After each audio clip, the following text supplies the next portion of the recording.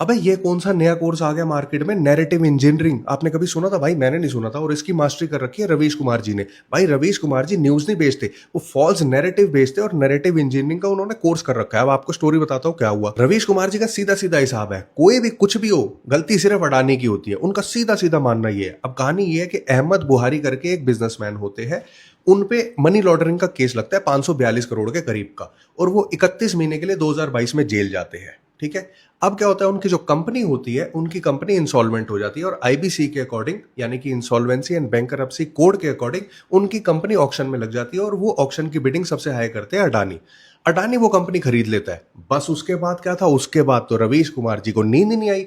उन्होंने सोचा कि भैया अब क्या करूं, अब नैरेटिव फैलाने का मेरा काम शुरू। अब वो कहते हैं कि अडानी ने ही ये सब किया है। मतलब वो जो मनी लॉन्ड्रिंग का केस था, वो भी क्या अडानी ने ही करा है? भाई एविडेंस कहाँ है? मतलब वो बंदा जो अहमद बुहारी था, उस पर मनी लॉन्ड्रिंग का केस लगा, उस पर जो और भी डेफेमेशन के केस लगे, वो अडानी की गलती है। वाह। लेकिन यहां पे एक क्लियर कट सवाल आता है, क्या किसी कोर्ट ने बोला? क्या कोई एजेंसी सामने आई? क्या कोई एविडेंस है हमारे पास कि अडानी की वजह से ये सब हुआ है? बस। लेकिन ये कोइंसिडेंस को एक कॉन्स्पिरेसी बना के पूरी न्यूज फैला देते हैं ये लोग, और लोगों का दिमाग खराब कर देते हैं। अगर अहमद बुहारी की कंपनी का एक्विजिशन इलीगल था आपके अकॉर्डिंग, तो आप सवाल पूछो ना कि कौन सा रूल टूटा, कौन सी अथॉरिटी कॉम्प्रोमाइज हुई, कौन सा लॉ अनलॉफुल था, ये सब सवाल पूछो। लेकिन इन सवाल के जवाब आपके पास है नहीं। बस एक ही काम है कि फॉल्स नैरेटिव चला दिया, और वो भी क्या, कि कंपनी छीन ली गई। कोई एविडेंस है? क्या किसी बायर का नाम अडानी होने से उसको किसी कंपनी की बिडिंग प्रोसेस में पार्टिसिपेट करना अलाउड नहीं है? अच्छा वाह। कल को तो आप यही बोलोगे, अगर कोई बड़ी कंपनी सेल आउट होती है, अगर नीलाम हो जाती है,